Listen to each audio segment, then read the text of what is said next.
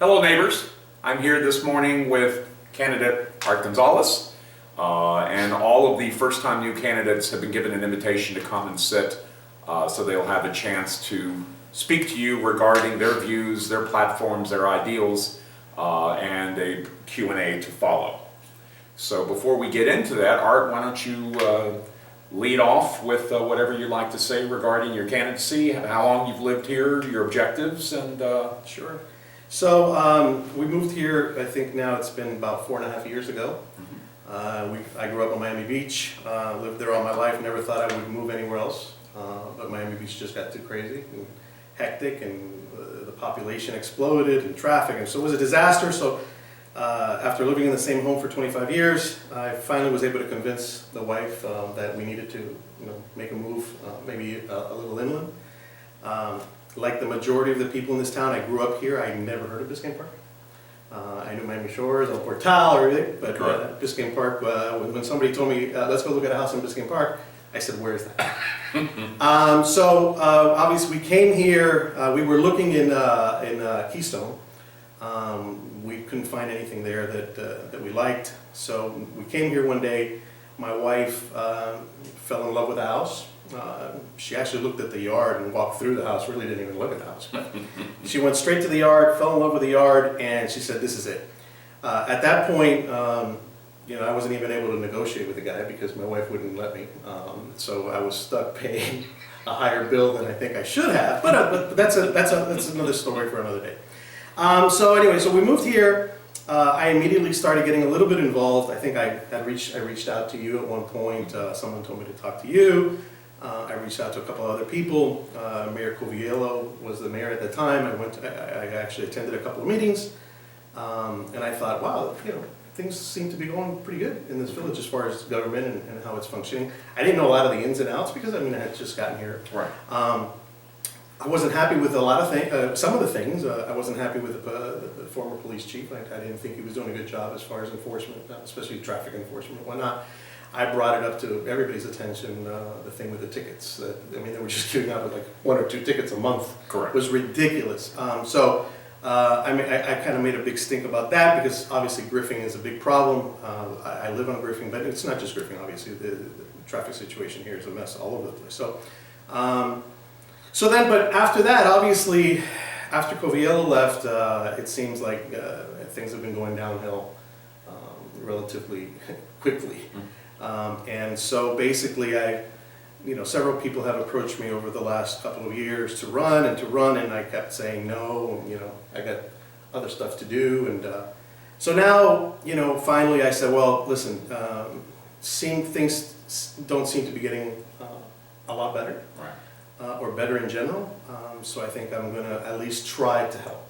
And that's the only motivation that I have in actually jumping into this thing is try to help the village, and that's pretty much it. Tell us a little bit about your background. Okay. How was your work and employment? So so I grew up, like I said, I grew up on Miami Beach. I went to Beach High. I graduated from Barry University, a Bachelor of Liberal Science degree from Barry University, and for the last 16 years, I was working for a company called SP Plus, which is a publicly traded, huge parking company. I was a regional manager. I oversaw 600 employees, a huge budget. And then last October, I decided to take a step back. I left SP Plus. I resigned, took a job with a smaller operator at a privately owned company out of Boston. And now I'm the director for Florida, so I oversee all of the growth that we're doing in Florida for the company out of Boston. So I'm in charge of the entire state of Florida and the development of that. Excellent. Could be good attributes. Yeah. Having budget experience, right. Having some managerial experience, yep. Understanding how certain people require certain things, other people require a different approach, I think are vital. 100%. Even under the situation of a commissioner, mm-hmm. I think those are all good assets. Thank you. No. Ready to answer some questions? Sure. All right. Shoot. You get the reading glasses on. It's about that age, All right. Let's start from our citizens Bill of Rights in our charter. And this is the very first line. It says, and I quote, "This government has been created to protect the governed, not the governing." Please explain to us your interpretation of what this means to you. Well, I think that the reality is that the commission has a role to play. The people that actually work for the village have a role to play. And over the last couple of years, the line has completely been blurred out. We have people doing things, intermingling in places where they shouldn't be, getting involved in things they shouldn't. The commission is not, doesn't manage the village. The village manager manages the village. But since Coviello left, it's just that's gone. So people are jumping into and stepping out of their lane. And one of the things that I said is that that you need to stay in your lane and let everybody do what they're supposed to do. And then, obviously the commission is there to give direction, but not to micromanage and not to actually manage the village, right? You have to let the manager manage the village and then give them the direction and support that they need to do the job. So that's pretty much how I feel about that. Good one. What do you see as the biggest challenges facing Biscayne Park, and how would you address them? So the biggest challenge right now is just the commission getting things done. I think that there seems to be little cliques in this in the commission and also in the village in general, right? So one of the things that we need to do is go into the commission thinking every time you're going to vote for something, what is in the best interest for the larger community at large, right? Not for a specific little group, or not because these people support me. And I think I've told this to everybody that will listen to me. The people, because I tend to get along with just about everybody. I don't exclude anybody. I'm respectful with everybody, but I'm not going. I want everybody to know that just because I'm your friend or we're friendly doesn't necessarily mean that I'm going to agree with you. Because I'm going to go into every single commission meeting with an open mind and do what's in the best interest of the community. Having said that, I also want to go in there with an open mind, because not every time, you shouldn't walk in there set with your mind set in stone, right? This is the way I'm going to vote, and I don't care what anybody has to say, because the reality is somebody can actually have a legitimate argument, and you can potentially change your mind about something that, and I think that that's a huge problem right now too. People go in there and they're set, and this is it. Let's just vote, because this is the way I feel. So we need to be a little bit more open. We need to have more communication and more dialogue, so that we can make an educated decision based on what's in the best interest for the majority of the people. I don't have this listed as a question, but I'm just curious. Has there been any common thread that you're hearing from residents about how they feel about how the village is operating or whatnot in your campaigning? Well, yeah, you hear a lot of different things, right? From my perspective, I'm new to this. I'm not a politician. This is not a career choice. Oh. I'm not looking for I'm not looking for growth in this particular area.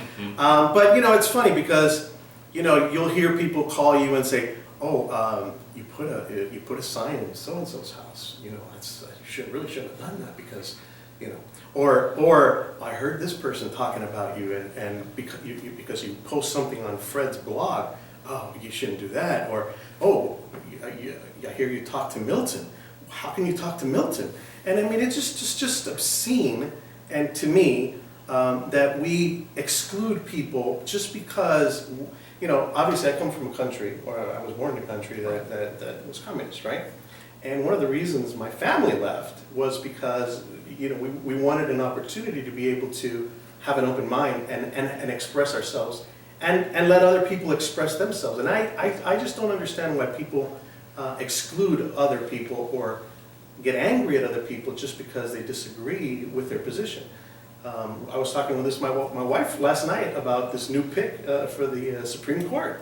My wife is not very happy about it, and she says, see, she's a bad person. And I'm like, well, how can you say she's a bad person?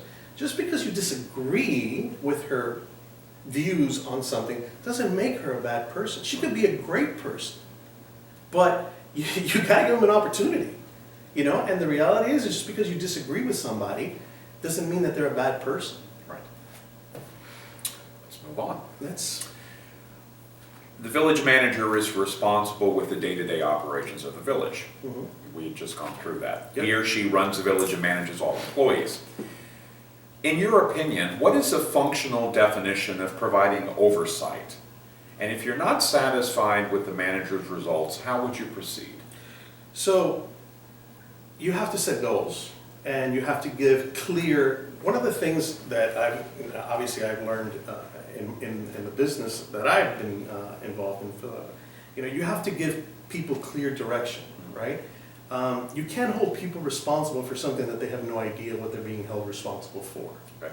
So the first thing you got to do is set clear goals, and then give them dates to achieve these goals, right? It can't be endless, right? Like this RFP for the garbage, right? It just kept floating around and never got out.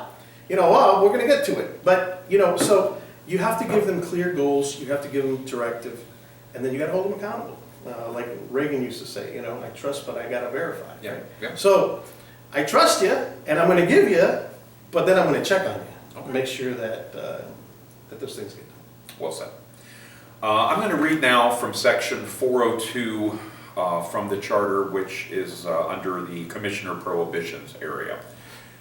Neither the commission nor any of its members shall interfere with the manager's decisions to appoint or remove any village administrative officer or employee. However, the commission may express its views and fully and freely discuss the appointment or removal of such officer or employee with the manager. The next section is interference with administration. It is the express intent of this charter that individual commissions make any recommendations for improvement in village operations to the manager only. This would preclude the use of social media, etc. Mm-hmm. Individual commissioners may discuss any matter of village business with the manager, but are strictly prohibited from directing or otherwise ordering the manager to take any particular action. Except for the purpose of inquiries and investigations made in good faith, the commission and its members shall deal with village officials and employees who are subordinate to the manager solely through the manager. Neither the commission nor its members shall give orders directly to any such officer or employee, either publicly or privately.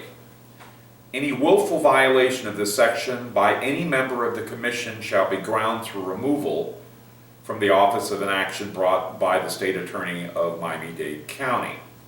Now, with this in mind, please describe the duties and responsibilities of a commissioner as you see it. What qualifies you to fulfill them? And again, why do you want to serve as a commissioner here? Okay, so firstly, let me just say that we have one manager here, right? Well, we will have one at a time. One at a time.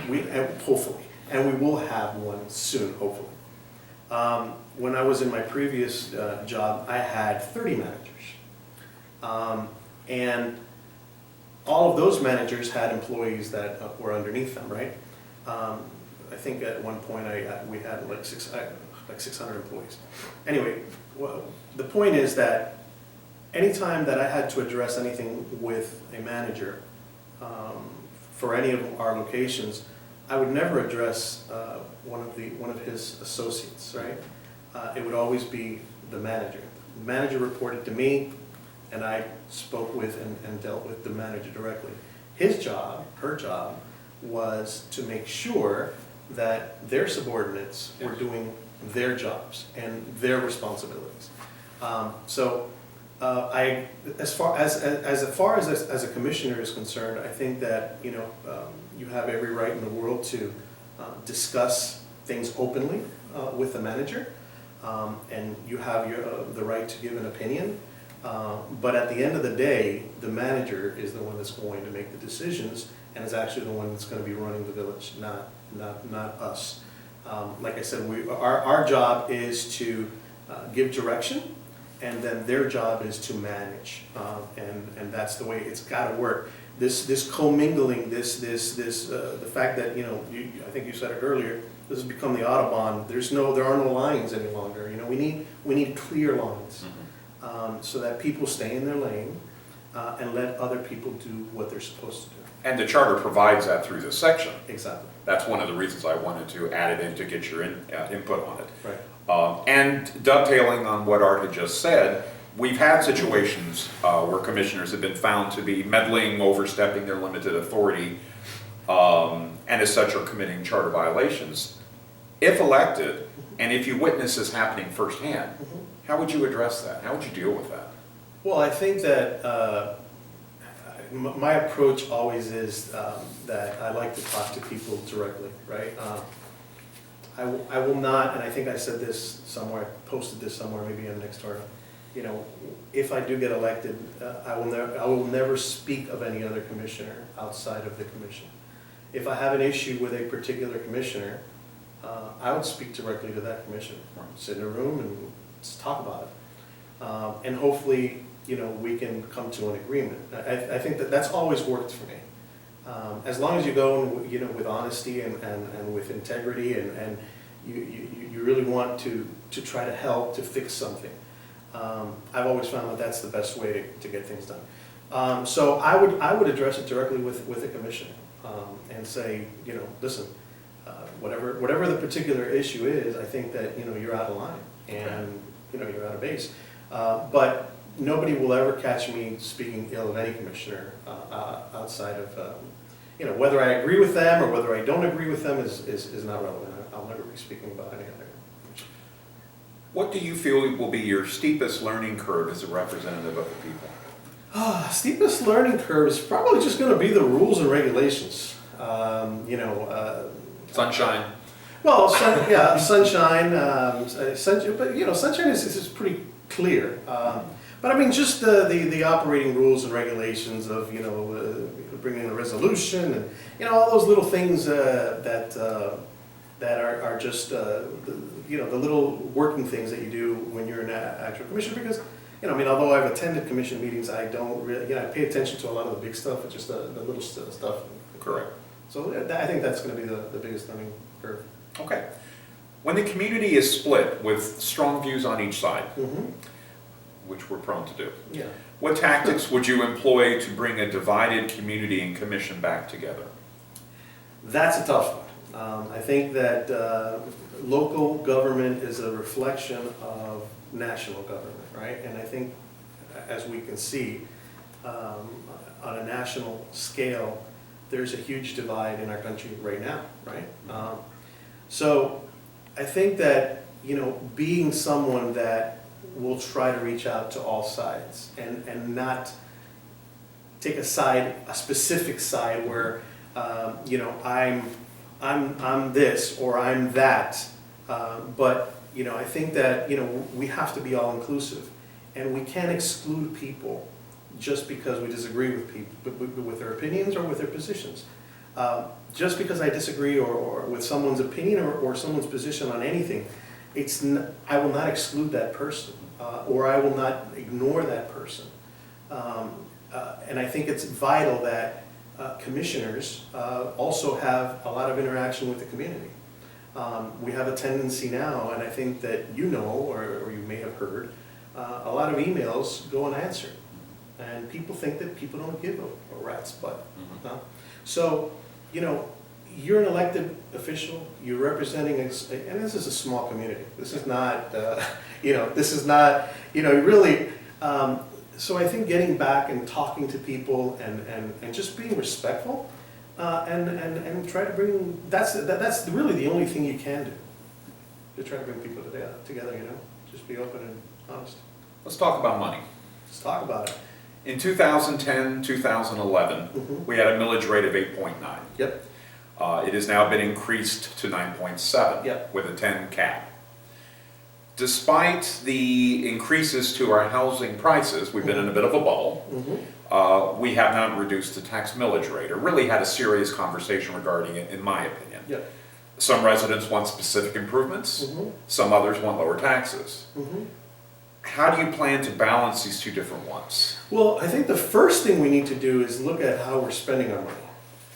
Because, and I think we had this conversation at one point too, someone was talking, well, if we reduce the millage rate by this, it's going to give us a $25,000, I think it was the number they said, $25,000 hit to our revenues, right? Right.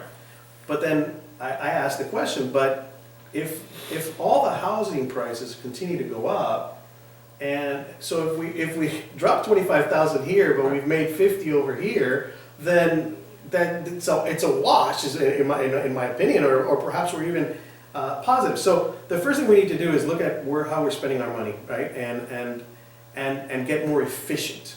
So I think every single, and this is one of the things that I will certainly encourage the new manager to do, is look at every single department and where are we being as efficient as we possibly can? Are there ways to reduce costs? If we can reduce our taxes, I'm all for it. I know that people want the service, and we need to provide, we live in a beautiful little community, right? And we want to keep it that way. But if we can find ways of cutting costs and cutting our millage, I think it's a no-brainer. So we got to look at efficiencies in every department. Every department. Agreed. Nobody's immune to this. Agreed. As a commissioner, you will make decisions that may affect the values of all of our properties. In what ways do you think we can most directly increase the collective values of our homes? That's a simple answer. It's called code enforcement. We've had no code enforcement here, in my opinion, since I moved here.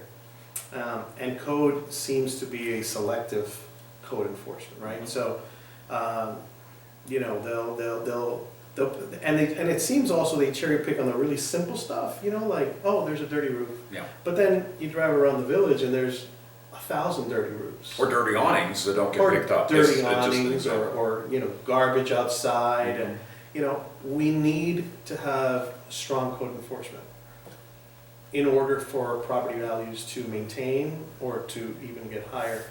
We need to make the village attractive for new people to be interested, to move into our village and to maintain our property value. So it starts with code and it ends with code. And I think code is something that we really have not paid any attention to. And it's sad. Let's shift gears a moment. What do you think about the length and frequency of our commission meetings? If elected, what would you do differently, if anything? The length is ridiculous. The amount of meetings is ridiculous. I don't know why we seem to have every single month there's a special meeting. I don't know if that's normal. I don't think it is. But listen, we should be able to conduct, unless there's a national emergency or there's something crazy happening, I think we should be able to conduct our monthly meetings on a monthly basis and get through them in a relatively quick amount of time. It should never take, 6 hours? I can't. I don't even think I'll be able to sit through a 6-hour meeting. I'll try. I may doze off, but listen, I have a little ADD too, so I don't know if I could sit through a 6-hour meeting. So to answer your question, I think that we need to be more concise. We need to have our ideas already thought and presented and move on. And I think also whoever is running these meetings, whether it's the current mayor or another mayor, they need to put order, and they need to make sure that we are we're giving everybody an opportunity to speak. Everybody should be heard, but within reason. It just can't go on and on and on, and it's just ridiculous. So, Back to tax dollars. yes, sir. And this is a multi-part question, so if you Okay. need me to repeat it again, please let me know. Mm-hmm. Over the past 4 years, our legal bills have dramatically increased. Some of this has been due to individual commissioners instructing the attorney to do work without first going in front of the commission at large and or building a consensus on that point. Also by them taking the attorney on special pet projects of theirs, for lack of a better term. Remember, the commission is to act as a body, not as individuals. Question: do you believe this should continue, or should the commission be required to send their request through the village manager first and let him or her then decide and or deal with the attorney? So that's question number one. Why don't we take them one at a time? Well, I definitely agree. I think that each commissioner calling, taking the time of the attorney is not the proper way to do it. It's also not cost effective, because every time the attorney picks up the phone, there goes the clock. Tick tock, tick tock, tick tock. Correct. So, I don't understand why we wouldn't. I think that makes complete sense to go through the person that's actually managing the village. If there is a request, perhaps even the manager can resolve it without even having to go to the attorney. But I mean, the attorney bills is ridiculous, and we need to figure out a way to cut those costs 1,000%. Which led to the second part, is what actions would you take to limit wasteful spending and to lower the bills? Which you've sort of covered indirectly. I think the manager. I think I think it should be the manager's responsibility. If there's a question that a specific commissioner has in regards to anything, it should be presented to the manager. If the manager cannot answer the question, then perhaps the manager, in one phone call instead of 20 different phone calls, perhaps has a list of 2 or 3 or 4 or 5 items that they can present to the attorney, and that the attorney in one call can answer those 3 or 4 or 5 points, instead of 5 or 6, 7, 8, 9 different calls and 3 or 4 or 5 different topics. And, we're just shooting ourselves in the foot. Do you feel that it's the attorney's responsibility or the village taxpayers, to educate new commissioners? Absolutely. Yes, 100%. I think. Well, first of all, I think that we have some people currently in the commission that are still learning. But I think that and I don't know how that works, but I think the village attorney should, whether it's a small class or whether it's an online thing, or certainly educate, so that you have something to go by, instead of, because a lot of times you sit new commissioners and they're just looking at what the other people are doing, Right. and kind of figuring it out that way. But if you have a formal small, it doesn't have to be a crazy 6-month class or anything, but if you have a formal little education where you understand what exactly is required and how you're supposed to do things, I think that's just going to make things also easier and more streamlined, and help move things along faster. If we are unable to achieve this organically, what would be your opinion on limiting access to the attorney from commissioners? Well, I guess the question is, how would you do it? How would a commissioner that sees the value, you'd have to build a consensus, because the commission as a whole has to agree. I can't go in there and say, hey, listen, nobody should be talking to the attorney but the manager. But I think if we can all look at the value, there's a significant value to it that is going to affect us as far as financially in a positive way, because it's going to cut our costs, then perhaps we can form a consensus and agree as a body to do it the way that it should be done, in my opinion. And for me, the key word I got from that was build a consensus, Right. and self-govern as a body, Right. as opposed to individuals doing their own things. Exactly. What do you see as our biggest strength that you think we can capitalize on better as a community? Our biggest strength as a community, I think, is the diversity here. And I think that, you know, we have just about every color, creed, religion, and I think that is a strength. Unfortunately, I don't think nationally that's seen as a strength, but I think for me, the diversity in our community is our strength. And also the beauty of this park. It's just, it really is a beautiful place. You take a drive around, other than the code violations that are all over the place. But I mean, you really do, and you know, you see so many different, the wildlife here, the trees, the different types of housing. You know, you have the new, you have the old. It's just a beautiful community, and you know, I would love to see it continue the way it is, and hopefully get better. Excellent. That's it for my Q&A. Closing statement or anything else that you would like to add? No, I don't have anything else to add. Listen, I thank you for the opportunity.